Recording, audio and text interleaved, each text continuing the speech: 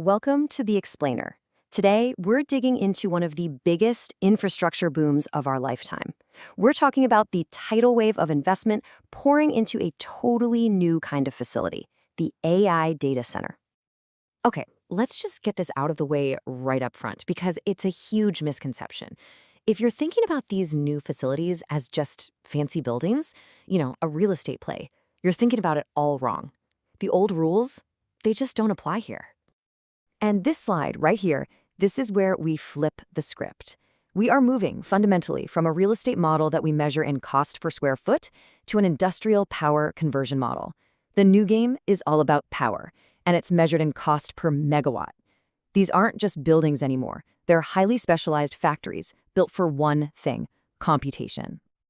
To really get this, we're going to break it down layer by layer. We'll start with what makes this asset class so radically different. Then we'll move right up the stack, from the power and cooling foundation to the compute engines, the network that ties it all together, and finally, how this all translates into a real investment playbook. So, what is it really that makes an AI data center a completely different beast from the ones that have been powering our internet for decades? Well, it all boils down to one single defining characteristic. Just look at that jump. I mean, wow. A traditional server rack in a data center might pull, say, 10 kilowatts of power. An AI rack, though, stuffed with power-hungry GPUs, we're talking over 100 kilowatts. That's a tenfold increase in power density, and that one change creates this massive ripple effect that completely redefines everything about how these facilities are built. And you can see that ripple effect perfectly right here. That crazy power draw, it's coming from specialized chips like GPUs, not the old general-purpose CPUs. All that power creates so much heat that traditional air conditioning is, well, basically useless. You're forced to shift to advanced liquid cooling. And to make sure those super expensive chips are actually working and not just waiting around, you need a whole new class of high-speed networking to connect them. Okay, so let's dig into that foundational layer, because it's also the single biggest bottleneck, and that makes it the most critical area for investment. We're talking about power and cooling, the circulatory system of the entire AI factory. So here's the crucial point. You might be able to build a brand new, state-of-the-art facility in 2 years. But what good is it if it takes you 10 years to get it plugged into the power grid? Your multi-billion-dollar investment is basically a very expensive paperweight. Power availability is the ultimate gatekeeper, which has led to this whole new way of thinking. Don't try to bring power to the data center. You've got to bring the data center to the power. Now, with all that power comes an absolutely incredible amount of heat. Like we said, your standard AC unit just isn't going to cut it anymore. This isn't some minor upgrade we're talking about. It's a forced revolution in cooling tech, and it presents a really big strategic choice for operators.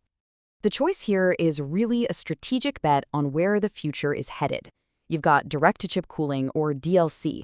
That's the proven, lower-risk path where you pipe liquid right to the hottest parts of the processors. It works, and you can even retrofit existing setups. Then you have immersion cooling, literally submerging entire servers in a special fluid. Now that is a much bigger, bolder bet. It's a high-risk, high-reward play, betting on a future where power densities get so extreme that even DLC can't keep up. Okay, now we get to the very heart of the system, the specialized processors that are the actual engine of AI. And for the biggest players in the game, this leads to a classic and incredibly high-stakes buy versus build decision. This isn't just a tech choice. It's a fundamental business decision about controlling your supply chain, your costs, and your destiny. The buy strategy means you go to a market leader like NVIDIA.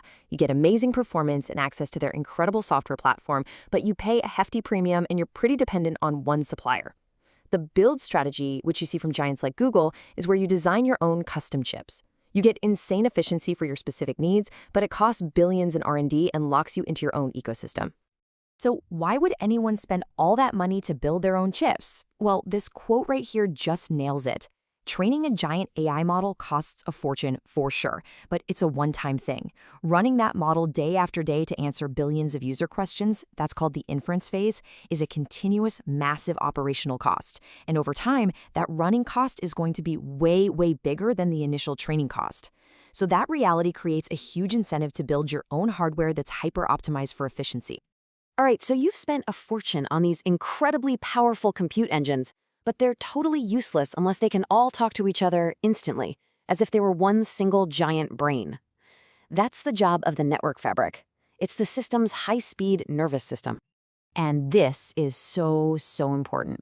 The network is the new bottleneck inside the data center.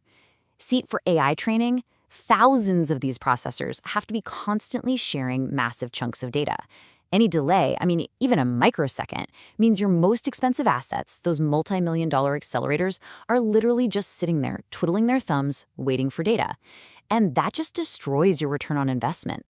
So the choice here really comes down to what we call total cost of ownership. You have InfiniBand, which is a specialized high-performance network. It's the expensive option designed for supercomputers.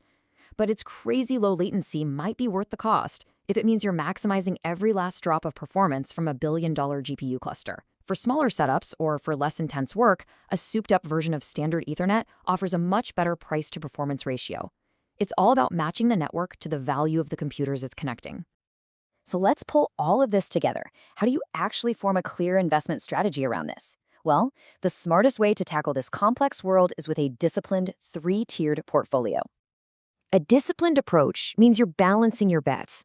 Tier 1 is your foundation, the lower risk stuff. You're investing in the unavoidable bottlenecks, like grid components and liquid cooling. Tier 2 is the core tech, betting on the market leaders in GPUs and the high-speed optical parts they need.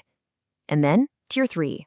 Well, that's where you place your venture bets, the high-risk, high-reward plays on potentially game-changing technologies, like tiny nuclear reactors for on-site power, or even chips that compute using light instead of electricity. At the end of the day, understanding this whole interconnected system, from the power plant all the way to the processor and the software running on it, that's the key. We are watching an infrastructure build-out that's on the same scale as the electrical grid in the 20th century. It's really that big. So the question for any investor isn't if this is happening anymore. The real question is where in this incredibly complex, multi-layered system will the most enduring value be created?